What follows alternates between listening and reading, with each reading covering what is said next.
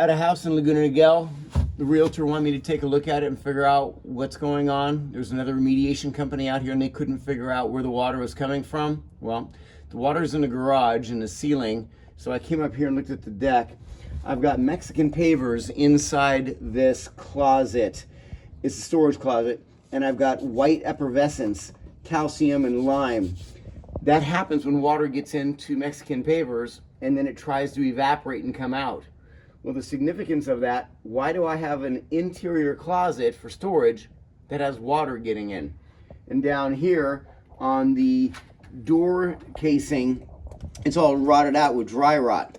So the water's getting in up here and making it downstairs to the garage, coming out in the ceiling and affecting the drywall and causing mold.